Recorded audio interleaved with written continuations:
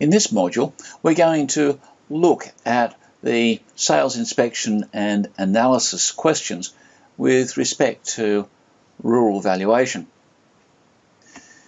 First of all, rural valuation is really no different to other forms of valuation in its basic framework.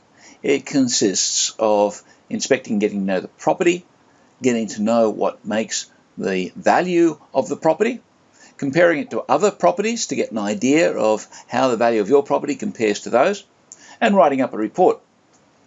The inspection for rural valuation often has some rather peculiar character to it, and so I'll go through some of the general hints, if you like, that are particular to inspection for rural properties. And then we'll look at the method of sale analysis, and we'll look at the reports. First of all, the property, we have to get to know the property, and that means inspecting it physically. These days, with virtual imagery, Google Earth and so on, it's possible to get a lot of information about a property without actually visiting it. And so you can virtually do a drive-by inspection without even leaving the office. And you even get better than a drive-by, because by the time you look down from the satellites, you can look into people's backyards and so on. And it's the same with rural property. This means that there's a fair bit of work to do before you even get out the door. In the old days, before we had GPS and the internet and whatnot, rural valuers would rely very heavily on maps and plans, particularly topographical maps and so on, and be willing to use those quite exhaustively and sometimes destructively in carrying out their inspections. These days, with tablets and the internet and so on, it's a little bit easier and more immediate. And you can certainly get a good idea of the property before you start off. So before we leave the office, find out as much about the property as possible, so we can use the various databases, the GIS systems, to find out about the property, how it compares to its competition and so on. We get an idea of the topography, landform, the relief, the type of vegetation cover and so on. All can be looked at before we start. And also get an idea of the scale of the property, and to a certain extent a bit of an idea of the improvements, roads through the property and so on. And so become as familiar as possible with the property before you start. And that includes its relationship to urban areas and so on, and markets. As far as going out on the inspection goes, fairly obviously, if you're visiting a rough bit of country, you're going to need a way of getting there which is appropriate. In many cases, rural valuers will rely on four-wheel drive vehicles. In some cases, that might run even to light aircraft and so on. It's a matter of what's appropriate. Some rare cases you can get along without a four-wheel drive, at least on the polite parts of the property. As a valuer, you're not interested necessarily in seeing every little corner of the property, but really getting a quantitative idea of where the useful land is, what the condition, the improvements are, any infrastructure, buildings, specialised infrastructure related to the land use and so on. And it's always better to see that yourself and talk to the people that are using it.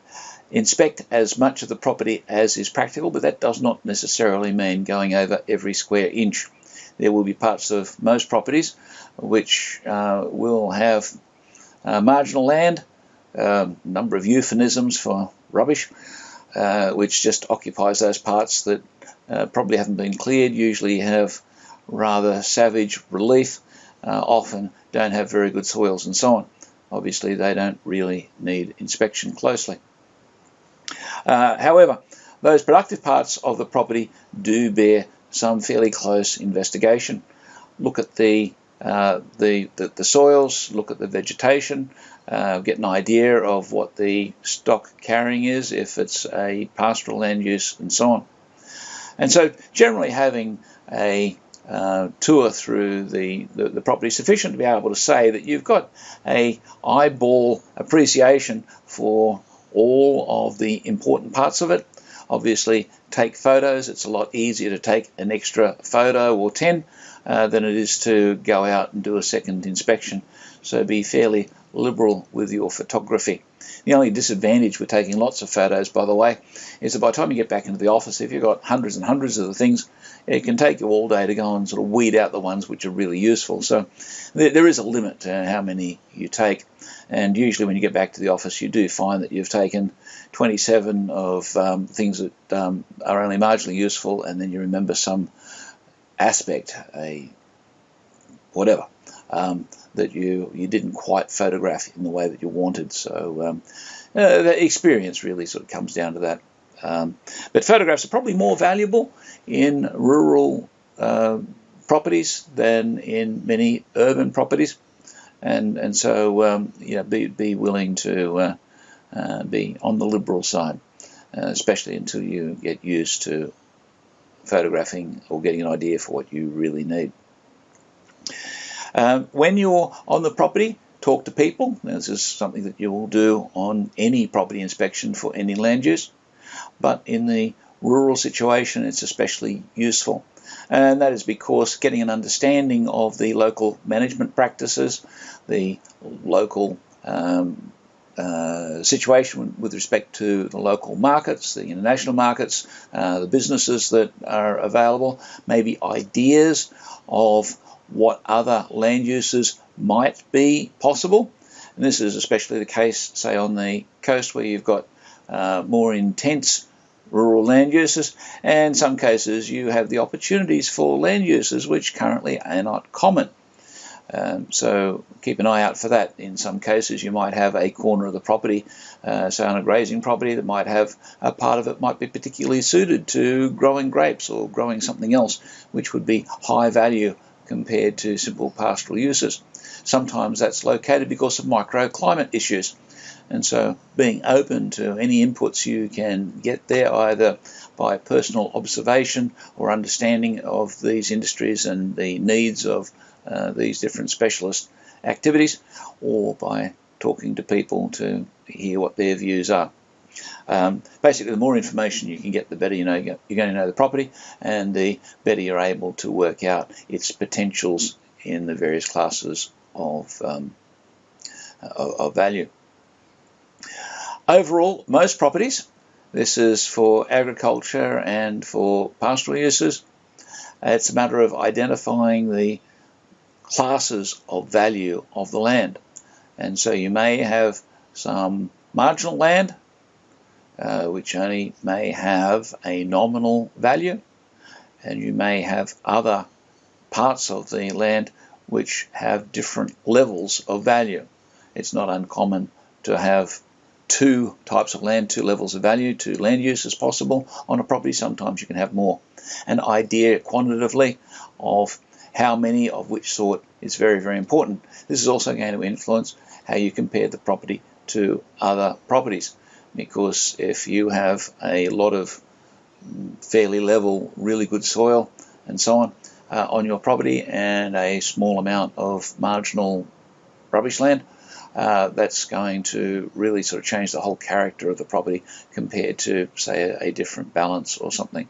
Access to water has become very, very important, and so take note of the water supplies, water access. Water property is itself now becoming almost a specialisation within valuation in its own right, and so water will certainly sort of feature fairly importantly.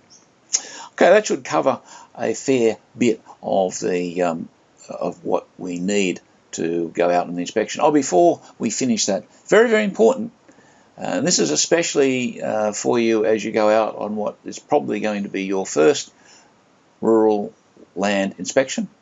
Very important to know the local industry, to be able to